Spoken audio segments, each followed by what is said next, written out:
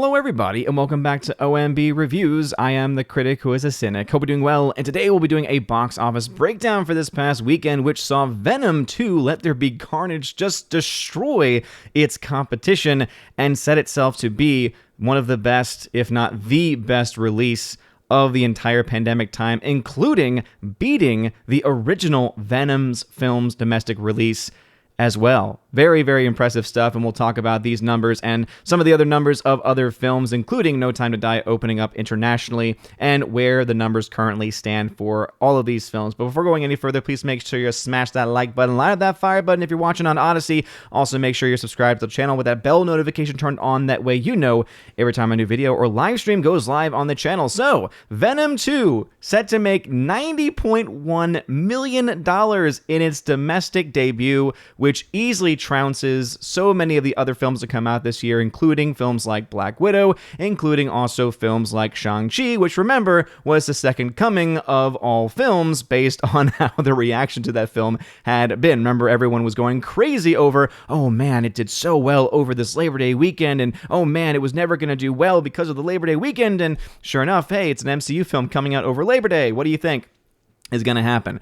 Here is a film that no one expected to do anything. If you go back to some of the earlier videos of me covering what the industry experts were saying about the movie, originally this film was around $40 to $60 million in the projections. They then bumped it up to around $60 to $80 million. They then said, okay, it'll maybe make closer to $80 million or so. Turns out that even that was incorrect. Pretty much every single industry standard and update was wrong about this film. So $90.1 million is huge, right? Pandemic opening record, $90.1 million debut. So it is indeed the largest domestic opening of the pandemic times. As I said, even beat out the original. As it says right here, Sunday AM final with chart. Sony, which has been overly cautious and conservative in their own projections for Venom, always had a hit on their hands, as the Marvel sequel easily scores the best domestic opening at the box office with $90.1 million.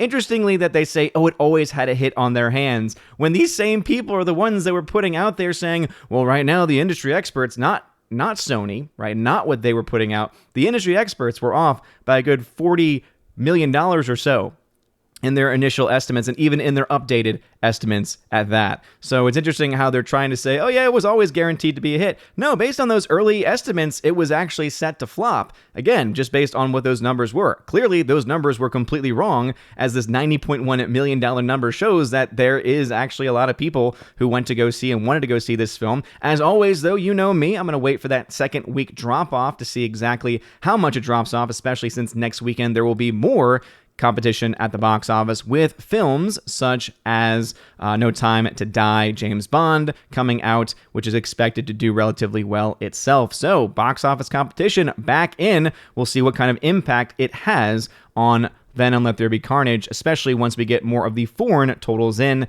as there's some weird stuff going on with not really knowing exactly how much this film has actually made so far in some international markets, even though it technically has released in those markets. And again, I'll cover that more when we go into some charting.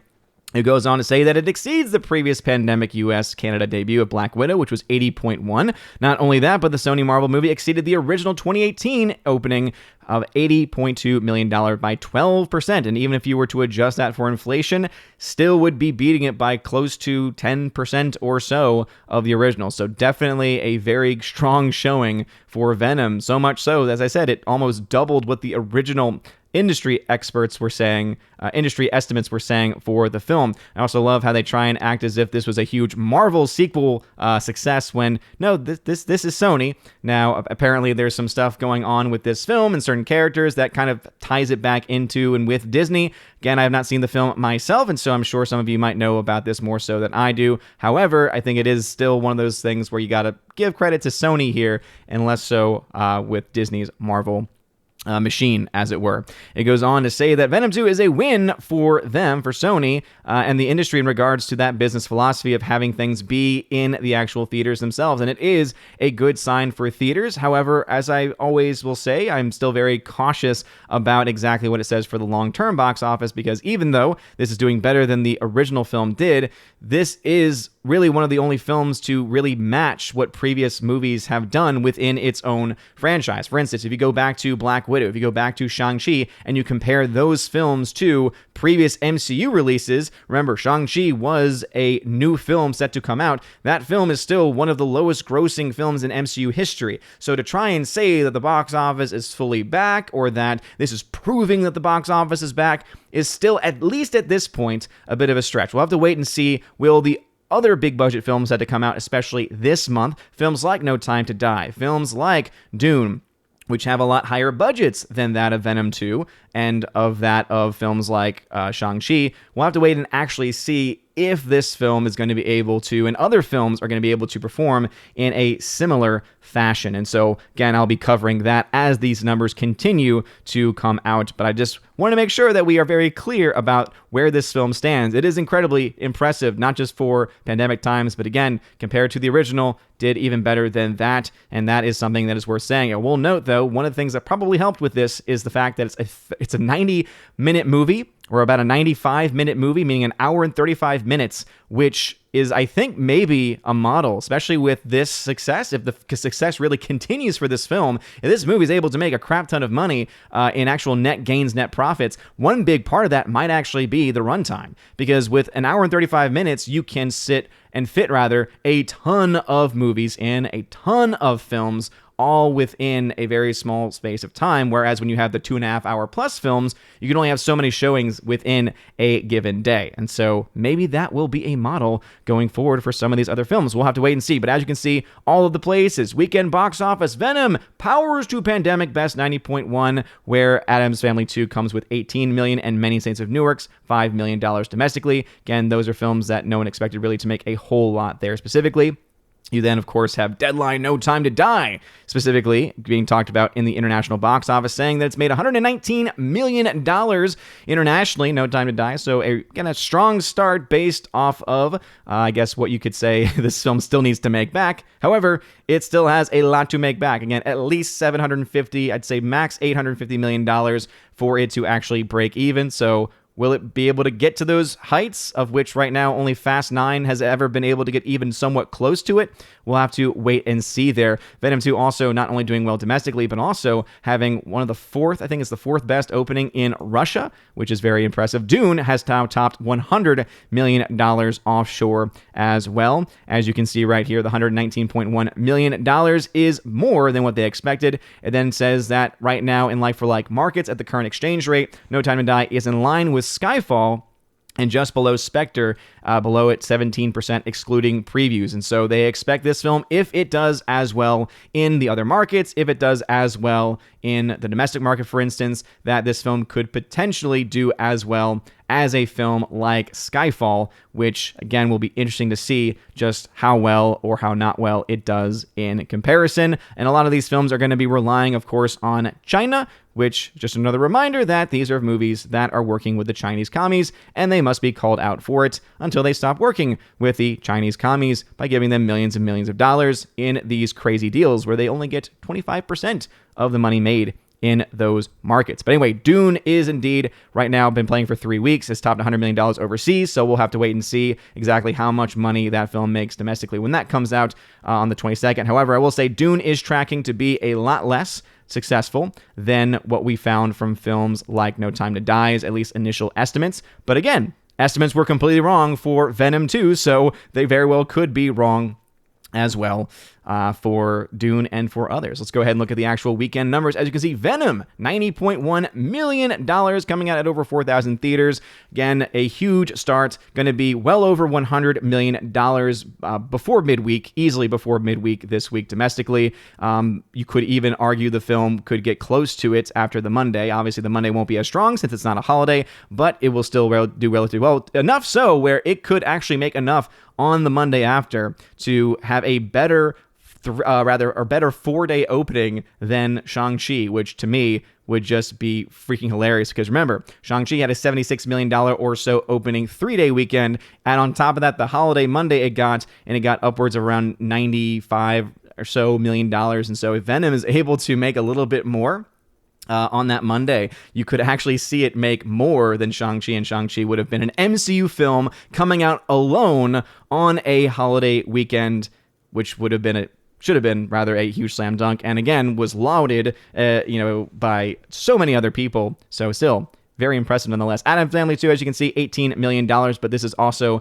getting one of those day-and-date PVOD releases. Shang-Chi now dropped down from the number 1 spot to number 3, making another $6 million, so over $206 million domestically. Still only around a 54% drop, and so it is still making a little bit of money. As I said, probably going to get pretty close to $220 million at least by the end of its domestic run, and it has also, by the way, reached the point where it has broken even. I know there's a lot of people out there that disagree with me on that, but again, based on industry standards of the studios getting around 60% of the entire box office, some have been saying 50%, which, remember, would mean it would not have to make as much to break even if it's a 50-50 split, because that's actually, in a lot of ways, again, when you think about it, a less split, or actually more so 20-50. There's some people out there putting this 50% number out there, which is not actually true. It really depends on where the movies get released. So if a film gets released and it gets released in a lot of different foreign countries where there's different exchange rates, right, different deals that are made there, or it gets released in China where it only gets 25% of the box office back, compared to the United States where it gets a lot more, it gets a higher percentage back. Remember that in the first 2 weeks of release domestically, usually studios get around 90% of the entire box office, so they get a huge portion of that number, which is why when you take everything into account, usually the number that's given is around roughly 60% of the entire box office by the end of its run. So again, if you're hearing out there people saying, no, it's 50%, so it has to make more, again, depending on the film, you could see it get closer to that number, but seeing that Shang-Chi especially is much more of a domestic powerhouse than an international one, there really is no way for this film to even get to that number. Basically, the only way to get there would be if the film did a huge number in China and then did mediocre everywhere else. Then that would be a much more realistic take, but that's not what's really going on. So anyone saying otherwise really, again, is not following the numbers here, is not following what's going on. So this film, Shang-Chi, has indeed broken even and has made a little bit of profit as well. Many Saints of Newark has been released, day-and-date release on HBO Max, and Dear Evan Hansen has had a massive 67% drop. Again, this film is now set to be a financial failure. Let's go ahead and look at these numbers in more full detail. As you can see, Venom Let There Be Carnage, $103.9 million internationally. Right now, only coming out in Russia, of all places. And again, when you go to the numbers is always behind in updating things. But one thing that is interesting is that it did supposedly open up within United Kingdom, within the UK, Australia. So I don't know where the numbers are for those, and that's the reason why I don't know exactly what the entire worldwide box office is. I imagine it's a little bit higher than this, but again, not exactly sure. I even went to Box Office Mojo, and it's still giving the same number, and really not having anything posted for the UK, where it opened up in September and had early release in other places. It does say that for territories, the opening weekend theaters, maximum theaters, theatrical engagement values are based on the screens instead of theaters. Again, that's just information about how things work internationally instead. Addams Family right now not doing anything internationally, $18 million domestically. As I said, Shang-Chi now at $386 million, and so it is very much on pace to be able to probably top out roughly around $400 million plus or so. And again, the film has broken even at this point. Many States of Newark, $7.3 million, HBO Max release. Dear Evan Hansen not doing anything, $11.8 million. Film that they really should have just put out on streaming, and they probably would have ended up making more money. It probably would have ended up for them better in the long run. Those wondering about Venom and what I was saying beforehand, again, I was looking at this. They had a London premiere in the UK on September 14th. It released in Russia and the Ukraine, so we got the number from Russia. So I'm assuming that the number we're getting is Russia and the Ukraine together, but again, there's no specific thing mentioned there as far as whether or not that is exactly what's going on. We got the number for US Canada. It's going to come out in Mexico next weekend. It's going to come out in a ton of countries starting the weekend after that, again, the week of October 13th and 14th. And so as you can see, it's got a ton of markets to open in. So it's going to get a full UK release October 15th. So that's why we haven't gotten any numbers from that area. So again, that makes a little bit more sense. But as you can see, tons of countries for this film to open in still. And so even though it's got a lower international number than films like Shang-Chi, a lot of that has to do with the fact that it's getting released slowly in other countries over time. But a huge domestic release, huge domestic number for this movie, putting it in pretty good position nonetheless. Let's go ahead and look at some of some charts. Let's go ahead and pull up my website's box office tracking just to see exactly where these films are currently standing, just to show you the numbers and the methodology again. So for films like No Time to Die, as I said, it's at $119.1 million. It still has to make around $750 million at least to break even. So still very much a long way to go for this movie. All the while you got films like Venom coming out, 103.9. Right now is at negative $102 million. I imagine it'll make this up pretty quickly when you add in the upcoming domestic, because even if it has close to a 50% drop, you're looking at a film that's going to be well over $100 million at that point, probably close to $150 million at that point domestically, coming in with some international numbers too over the next couple of weeks. So it's a film that I think will over time easily surpass that $247.5 million break-even number that it means, since it did not need that much money. And then, as I said, right, as we look over at films like Shang-Chi, $386 million means that right now it has made $7.1 million for Marvel. And again, this is falling in line with where likely it will end up, which will be probably closer to the average $39 million net gain, net profits. And again, it has passed up any possibility of it falling into the red. It is now in the black. It is now making some money. However, I will say it is still one of the lowest grossing MCU films in history. So that is indeed still true, but it is definitely not a box office flop, despite what some other people are trying to claim. The numbers really just don't back them up at this point. I've not updated this number for Dune yet because I, again, don't really have all the information needed to update that, but it is said to be around $100 million now, so it's a film that, again, still has a ways to go, $412.5 million to break even for Dune. So we'll have to wait and see on that. But hey, Venom 2 doing incredibly well internationally, or rather doing incredibly well worldwide right now, specifically because of a strong domestic opening. We'll have to wait and see what that week 2 drop-off is, how much and how well it does in the coming weeks as it releases in other countries. And as you can see, Dear Evan Hansen, which was the only film to have a second weekend number, is going to likely flop, losing anywhere between $27 and $31 million. Luckily, not a huge budget of a movie. Maybe they can make some money back on streaming networks, Blu-ray, things like that with some of the musical theater crowd, but box office wise, it's just not really in the cards for it. But what are your thoughts about this? Are you surprised?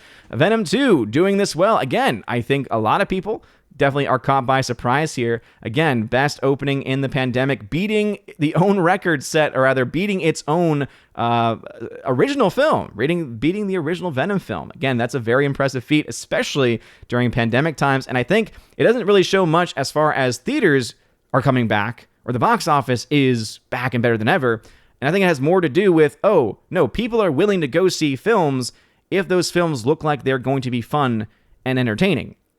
And also if they are not completely overly long as well. I think all of these things are factors that have to be taken into account. So while they try and spin in the industry that the box office is back, we'll have to again wait and see exactly what the other big budget films do this year. And for me, as I've always said, the real metric for my view is how the lower budget films do, is when we'll find out whether the box office is truly back. But to me, I think this is much more about what kind of films people are generally drawn to. They want to have fun. They want to be able to turn their brains off. So even though there was this story going around about there being some type of relationship going on between, Eddie Brock's character and the symbiote, I think that story was just put out there to try and give people, some type of woke agenda to talk about. But based on what I've been hearing, it doesn't really play out in the actual film.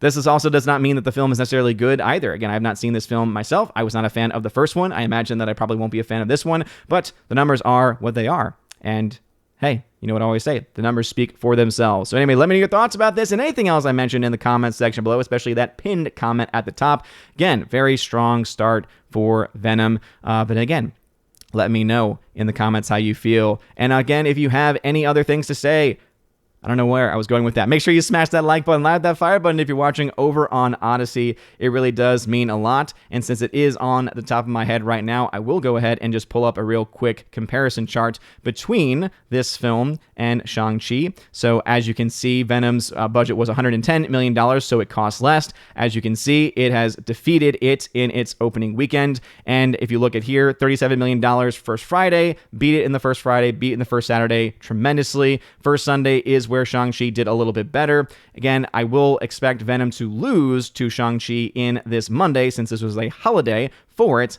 However, it only needs to make just a little bit more again, another $5 or $6 million or so, to actually only about $4 million. If it makes around $4 million plus, it'll break Shang-Chi's huge opening. Remember, that's what everyone was saying at the time. Anyway, you guys are great. Have a wonderful day, everybody. And as always, God bless.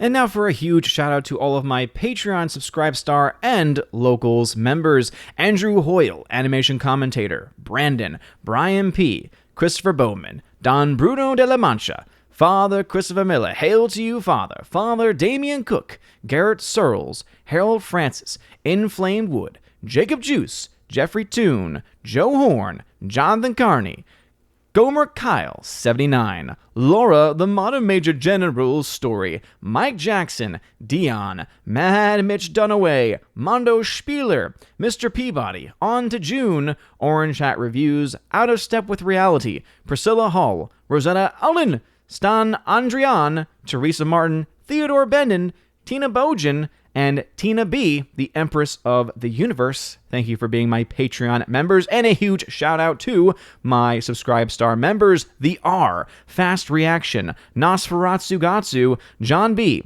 Perpetual Punster, Mr. Roy, Glinzer, J. Alex McCarthy Jr., Dean Heist Slash, the new number 2, J-Rod, the Beer Guru, and ZK-Man. Thank you very much for supporting me over on Subscribestar. And to my one Locals member, Robert Barnes, thank you for supporting me over on Locals. And if you want a name shouted out, or your name rather, shouted out at the end of every single live stream and video, please consider joining on one of those platforms, either Patreon, Subscribestar, or Locals. Links to that can be found in the description. Look at that top link especially. It's called the Willow link there. It'll give you links to all the social media platforms and also ways to support the channel. If you want to be an Army of Asgard level or above member, you can get access to giveaways that I do every single month. I give away 4Ks, Blu-rays, all kinds of stuff. It is a lot of fun. Also, if you join at the Keeper of the Bifrost level, you get access to all of that. Plus, you get access to an exclusive podcast that I do with John the Flick Pick Flickinger.